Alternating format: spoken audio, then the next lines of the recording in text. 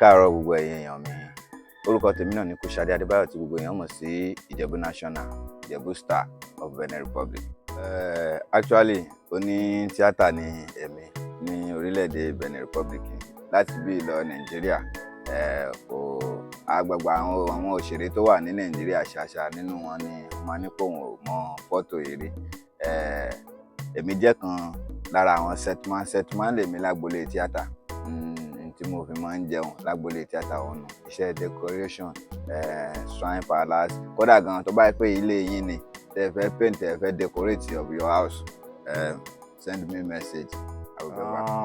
Tá a bá wo dáadáa a ti máa lọ bí 12 years 13 years báyìí, because ní fíìmù tí a kọ́kọ́ yà tá a pè ní ìjà òkùnkùn àti ìmọ́lẹ̀, mo ní pé a ya iṣẹ́ yẹn ní Demi a gbé jáde ní 2014 2014 la gbé ìjà òkùnkùn àti ìmọ́lẹ̀ jáde. Ìyẹn làwọn èèyàn fi ń pè mí ní Ijebu Star.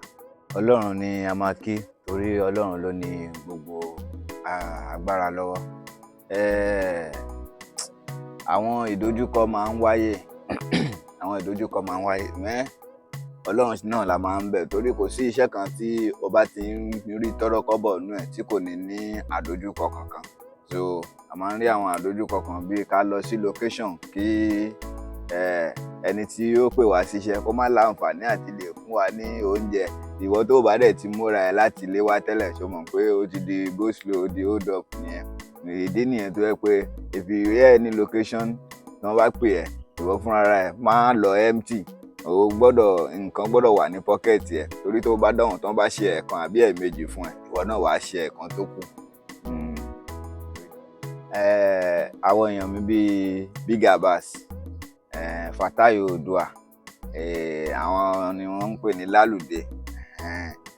Mo wà pẹ̀lú wọn nígbà kan, kódà Benin yìí ni mo ti kọ́kọ́ bá wọn pàdé kó tó wá di pé èmi àti wọn tún jọ lọ wà ní Nàìjíríà. Bákan náà ìyá mi Àbẹ̀ní Àgbọ̀n, àǹtí Rádékẹ́, ìyá Gbóǹkan, àwọn bẹ́ẹ̀ lọ. Mo ti bá wọn pàdé pé Dágunró kó tó di pé bá mi Omidínà gan kó tó di pé wọ́n ṣaláìsí, Sisi Quadri kó tó di pé àwọn náà ṣaláìsí, àtijọ́ kó parí. Ẹ ṣeun olóòtú. Láti gẹ́gẹ́ bí mo ṣe sọ lẹ́ẹ̀kan, láti bí lọ Nàìjíríà. Bákan náà mo lọ Togo, mo lọ Pátábà, mo lọ Màdúngùrí, Kìlìbọ̀, Sàwálú, bẹ́ẹ̀ ṣàwọn níṣẹ́ yìí máa ń gbọ́. Ṣé rí àwọn èèyàn mi, ẹ̀yin èèyàn mi nílé lóko lọ́nà ọjà níbikíbi tẹ́ ẹ bá wà, yóò yẹ wá kò ní yẹ rẹ̀.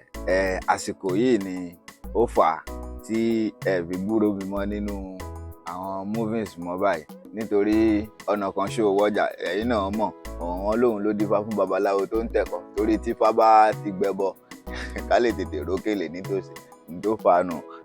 Ìrìn àjò ó pọ̀ nílẹ̀ lọ́wọ́ ẹ̀, òun ló fà ní ìtàgé. Mo fi pàátì míì tí ì fi ìtàgé sílẹ̀ o, mo sì ń bá ìtàgé lọ forever. Ẹ ṣeun gbogbo ẹ̀yin èèyàn mi tí ẹ̀ ń lórí ọ̀fẹ́ àti máa wò mí báyìí. Ẹni tí máa kàn tọrọ lọ́wọ́ yín ni pé ẹ̀yin tí Ọlọ́run bá bless, ẹ ràn wá lọ́wọ́.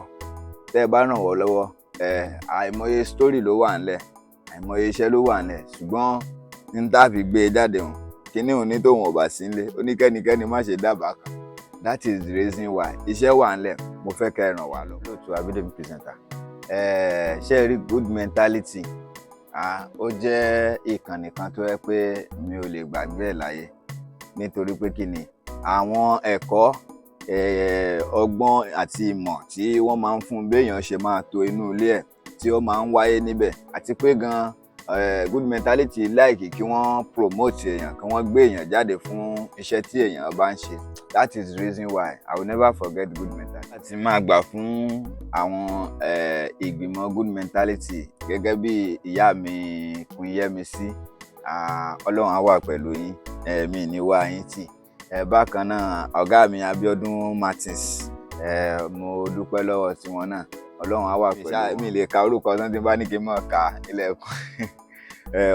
Ọlọ́run á wà pẹ̀lú wọn. Bákan náà ẹ̀yin tí ń wò wá, Ọlọ́run ò ní gbójú lọ́wọ́ yín. A dẹ̀ ní ṣàwátì ẹ̀yin náà, nítorí tẹ́yin bá ti ń wò wá àǹfààní tiwa ni olóòtú. Orúkọ tèmi náà ni Kouchade Adebayo tí gbogbo èèyàn mọ̀ sí Ijebu *1 of Benin Republic. Ẹ ṣeun.